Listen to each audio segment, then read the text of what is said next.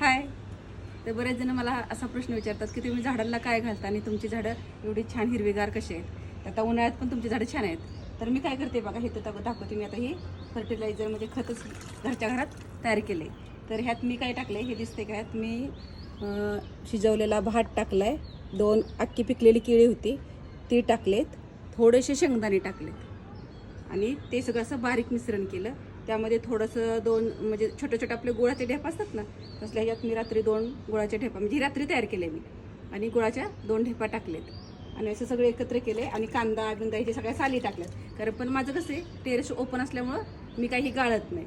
म्हणजे जर आपल्या आतमध्ये किचनमध्ये छोट्या छोट्याशा गॅलरीत कुंड्या ठेवलेल्या असतील ना, तरी नेहमी गाळून घ्या म्हणजे वास येणार नाही. आणि चहा पावडर टाकली याच्यात, चहाची जी आपली चहा पावडर ते पण मी मिक्सरला बारीक केली आणि ती पण टाकली. मग त्यामुळं अशी झाडं पण हिरवी होतात आणि छान अशी फुलं येतात. तर आता ह्याला मोठा गुच्छ आलेला होता, दाखवते मी काढून घेतलंय. तर असं एक एकच मोगऱ्यांना याला पण अशी छान फुलं अशी येत आहेत. असं थोडं थोडं मी टाकून देते की ह्याला फुलं वगैरे येण्यासाठी.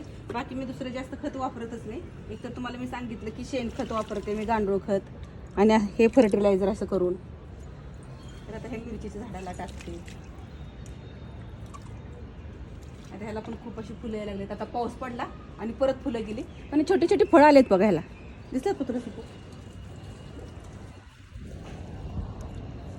पावसाने गेले धुण्याने तर फळं दिसायला लागली वरती शेंड्याला. हे बघा, मी गुलाबाचं आत्ताच तोडले. तर घेतल्या गुलाब घेतले, हा फांदी. तर अजून ह्याला एवढी फुलं आहेत. तर मी घरात ठेवायसाठी हा तोडून घेतला. आणि दुसरं गुलाबाचं झाड तुम्हाला दाखवते, ती पण किती भरले ते बघा. ह्याला किती फुलं आलेत.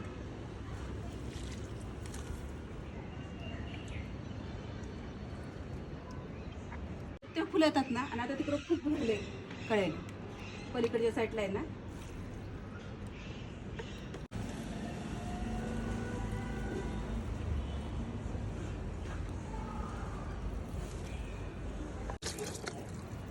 तर हे बघा, माझ्या पिवळा गुलाब आहे, ह्याला पण खूप अशा कळ्या लागले. असं 15 दिवसातून मी एकदा असं त्याला हे मिश्रण असं करून टाकते.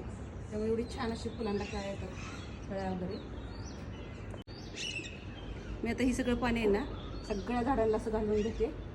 बाय, भेटू आपण पुढच्या व्हिडिओमध्ये.